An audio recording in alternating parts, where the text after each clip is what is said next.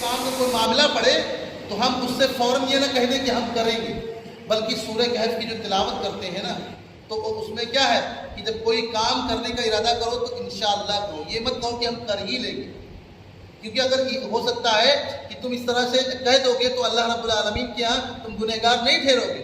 ہاں، جس سے کسی چیز کا وعدہ نہ کرو، میں کوشش کروں گا انشاءاللہ، اللہ نے مقدر کیا تو وہ کام ہو پائے گا، لیکن ایک دم اگر وعدہ کسی چیز کا کرو بھی تو تم اس وعدے کو نبھاؤ، کیونکہ وعدہ خلافی کرنا یہ منافقین کے علاماتوں میں خصوصاً ایک خصوصیت ہے کہ منافقین جب بات کرتا ہے تو جھوٹ بولتا ہے، جب وعدہ کرتا ہے تو وعدہ خلافی کرتا ہے، اور جب لڑائی کرتا ہے تو بد زبانی گالی گلوچ کرنے لگتا ہے۔ تو اس لیے یہ تمام کی تمام چیزیں ہمیں غور کرنی چاہیے اور اس پس منظر کو سامنے رکھنا چاہیے کہ مسلمان اس وقت کیسے رہے ہوں گے کہ تعداد تھوڑی سی ہے، ہر طرف سے پریشانی کا عالم ہے، بھوکے اور پیاسے ہیں، مہینوں سے ایک جگہ پڑے ہوئے ہیں، اپنے گھروں سے دور ہیں، لیکن ایمان کی مضبوطی یہ ہے کہ لوگوں کے بہکانے کے باوجود بھی وہ آخر میں اللہ کی مدد آئی، لیکن آزمانے کے بعد۔ اسی لیے میرے بھائیوں، جب حوصلہ ٹوٹنے لگے، جب انسان گھبرانے لگے کہ اب میرا کیا ہوگا، کفر کی طرف اس کو بڑھانا زیادہ ہو جائے، تو انسان کو اس آیت کریمہ کا مطالعہ کر لینا چاہیے کہ ان کے دل کیسے کانپ رہے تھے، آنکھیں پتھرا گئی تھی، لیکن پھر بھی منافقین کے ڈگمگانے کے بعد، برگلانے کے باوجود بھی وہ اللہ اور اس کے رسول پر، اس کی وعدے پر ڈٹے رہے کہ اللہ کی مدد ضرور آئے گی، اور آخر کار اللہ کی مدد آئی۔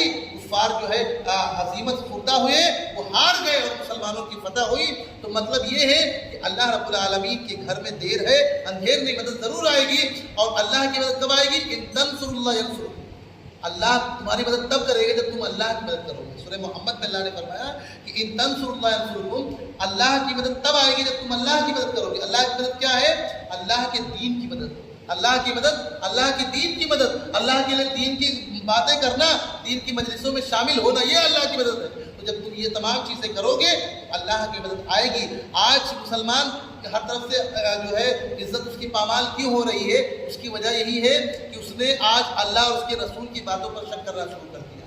زبان تھوڑی تھوڑی چیزوں پہ اگر سمجھ میں نہیں آتا ہے تو اس کا انکار کر دیتا ہے، کہتا ہے یہ چیزیں میری عقل میں نہیں آ رہی، میں اس کو نہیں مانوں گا۔ تو میرے بھائیوں، آپ ذرا سوچیں کہ آج سے 1400 سال پہلے جو صحابہ تھے، اللہ کے نبی صلی اللہ علیہ وسلم کی ایک آواز پر لبیک کہہ دیا کرتے تھے۔ آج ہم اس کو اپنے دماغ پہ پرکھتے ہیں کہ پتہ نہیں یہ بات کیسے صحیح ہو سکتی ہے۔ ہاں میرے بھائیوں، جب اللہ اور اس کے رسول نے حقیقی بات بیان کر دی، ہاں یہ بات اور ہے کہ آپ ہر سنی ہوئی بات اور کہی ہوئی بات پر فوراً آنکھ بند کر کے یقین نہ کریں، بلکہ آپ اس کو تحقیق کریں کہ اگر فلاں نے یہ بات کہی ہے تو اپنی طرف سے کہی ہے یا میرے نبی کی طرف سے یہ بات حقیقی ہے۔ کیونکہ اگر آپ تحقیق کریں گے تو دو فائدہ ہے، پہلی چیز آپ کو حقیقت آپ کے سامنے کھل جائے گی، اور دوسری چیز یہ ہے کہ آپ گمراہی سے بچ جائیں گے اور آپ کے اندر ایک جذبہ پیدا ہوگا دین کو سیکھنے کا۔ تو ہمیں اور آپ کو چاہیے کہ ہم قرآن و حدیث کا مطالعہ کریں، جب بھی قرآن کو پڑھیں تو کوشش یہ ہونی چاہیے کہ وقت گزاری کے نہ کریں، بلکہ اس لیے پڑھیں کہ چونکہ یہ قرآن اپنے پڑھنے والے کے لیے کل قیامت میں شفاعت کرے گا، لڑے گا۔ کہتے ہیں کہ دو صورتیں جس کو زہراوین کہا جاتا ہے، دو روشنی والی صورتیں، یعنی سورہ بقرہ اور سورہ آل عمران، یہ ہے جو ان کو پڑھے گا کل قیامت میں یہ جو ہے اللہ رب العالمین سے لڑے گی اور لڑ کر اللہ سے شفاعت کرے گی۔ تو ہمیں اور آپ کو چاہیے کہ تمام قرآن مجید کا مطالعہ کریں، لیکن ان صورتوں کا بھی پڑھیں کیونکہ اس کی بڑی فضیلت آئی ہے۔ اور ان دونوں صورتوں کے اندر اللہ رب العالمین نے بہت سارے احکامات بیان کیے ہیں۔ سورہ بقرہ میں رضاعت کا، طلاق کا، اور تمام عورتوں کے ساتھ کیسے رہنا ہے، یہ تمام کی تمام چیزیں ذکر کی گئی ہیں۔ تو ہمیں اور آپ کو چاہیے کہ ان کا مطالعہ کریں، اور جب بھی دل گھبرانے لگے، جب بھی سکون نہ ملے، تو دوا لینے سے پہلے قرآن مجید کی تلاوت کر لیا کریں، کیونکہ جو سکون آپ کو قرآن کی آیتوں میں ملے گا وہ دنیا کی کسی چیز میں نہیں ملے گا۔ جب گھبراہٹ ہو، رات میں جب بستر پر جائیں تو اپنے باوضو ہو جائیں، اور اس کے بعد قرآن مجید کی تلاوت سورہ بقرہ کی جو آخری آیت ہے یہ پڑھ لیا کریں۔ آیت الکرسی وغیرہ تمام پڑھنے کے بعد بستر پر سوئیں۔ آپ کے گھر میں اگر کوئی چھوٹا بچہ ہے تو اس پر اعوذ بکلمات اللہ التامہ من کل شیطان وہامہ ومن کل عین لامہ، یہ دعا پڑھ کر دم کر دیا کریں، کیونکہ اللہ کے نبی صلی اللہ علیہ وسلم حسن اور حسین پر یہ دعائیں پڑھا کرتے تھے، کیونکہ اس دعا کے اندر کوئی بد نظری ہوگی، کسی کی बुरी नज़र होगी तो वो भी बच जाएगा, और शैतान की तरफ से कोई वसवसा या कोई चीज़ होगी तो उससे महफूज रहेगा। क्योंकि जो ये दुआ की बरकत है कि अल्लाह रब्बुल आलमीन उस बंदे को शैतान से महफूज कर देगा। तो इसलिए हमें और आपको चाहिए कि हम जो कुछ सुने अपने घरों में जाकर बताएं और दूसरों तक पहुंचाएं, क्योंकि दीन का काम एक दूसरे को फैलाना है, ऐसा नहीं अपने तक महदूद रखना है बल्कि दूर तक फैलाना। और ये जानते हैं कि इस्लाम का कोई कितना बड़ा मुखालिफ हो, इस्लाम को कुछ नुकसान नहीं पहुंचा सकता। इस्लाम की कुदरत ने, इस्लाम की फितरत में कुदरत ने लचक दी है, जितना कि दबाओगे उतना ही ये उभरेगा। तो जो भी कितना भी कोई कुछ करे, कोई प्रोपेगेंडा करे, परसों नसों की बात है किसी ने कुछ और गलत अल्फाज कहे हुजूर सल्लल्लाहु अलैहि वसल्लम की शान के अंदर, तो उसका अंजाम होगा। लेकिन मुसलमानों को अपने जज्बात पे कंट्रोल भी करना चाहिए। कुछ चीज़ें ऐसा होती हैं, क्योंकि अल्लाह के नबी सल्लल्लाहु अलैहि वसल्लम ने कहा कि किसी के माबूदाने बातिला को भी तुम बुरा मत कहो, क्योंकि तुम कहोगे तो उसको कोई फर्क नहीं पड़ेगा, क्योंकि वो तो माबूदानी बातिला है ही है, लेकिन वो बदले के तौर पर अल्लाह और उसके रसूल की शान में गुस्ताखी करेगा।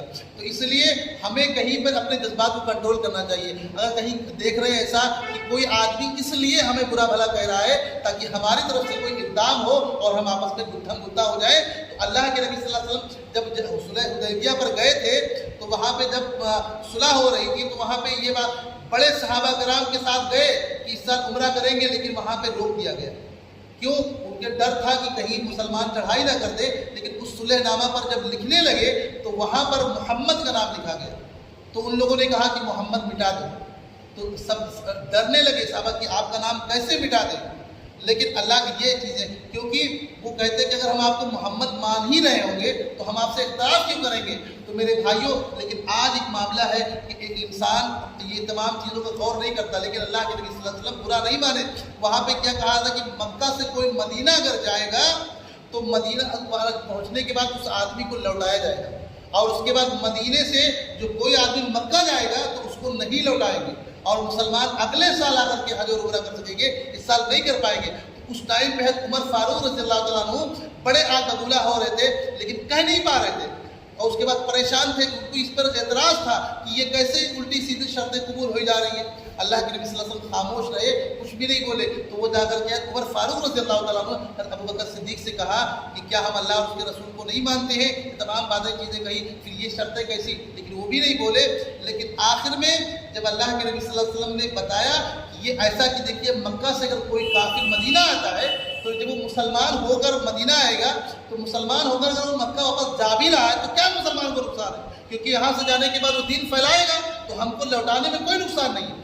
वहाँ पे बज़ाहिर तो लग रहा था कि गलत हो गया फैसला, लेकिन सही था, क्योंकि कोई मुसलमान मदीना से जब मक्का वापस जाएगा तो दीन की तबलीग ही करेगा तो फायदा होगा। लेकिन अगर कोई उनका आदमी यूं ही जाकर के अब मक्का का आदमी मदीना में आया है और यहाँ से मुर्तद होकर वहाँ जा रहा है, तो अल्लाह के रसूल सल्लल्लाहु अलैहि वसल्लम लौटा दे रहे, क्योंकि मुर्तद को इस्लाम की ज़रूरत ही नहीं है। तो ये वो बाद में समझ में आया। उमर फारूक रज़ियल्लाहु ताला अन्हु रोए, अपनी गलती पर गिड़गिड़ाए कि अल्लाह के नबी सल्लल्लाहु अलैहि वसल्लम मैंने उस फैसले पर एतराज़ जताया। तो इसका ये मतलब है कि बर वक्त अगर कोई मामला समझ में ना आए तो इंसान को ज़्यादा जज्बाती नहीं होना चाहिए, बल्कि मामले को समझना चाहिए कि कहीं कोई इंसान हमें गुस्सा तो नहीं रहा है, और हम एक ऐसे मुल्क में रह रहे हैं जहाँ पे अलग अलग धर्मों के लोग रहते हैं। तो हमें किसी और को ना तो उकसाने का मौका देना है, ना ही खुद को इतना जज्बाती कर लेना है, बल्कि ठंडे दिमाग से सोचना है। क्योंकि अल्लाह के नबी सल्लल्लाहु अलैहि वसल्लम को वो आप याद रखे ताइफ वाला, कि अल्लाह के नबी सल्लल्लाहु अलैहि वसल्लम तबलीग पे गए, लेकिन आपको सताया गया, परेशान किया गया, फरिश्ते नाजिल हुए और ये भी कहा कि अगर आप कहें तो हम इन दोनों पहाड़ों के बीच में इनको पीस कर रख दें। लेकिन अल्लाह के नबी सल्लल्लाहु अलैहि वसल्लम ने तहम्मुल पेश किया।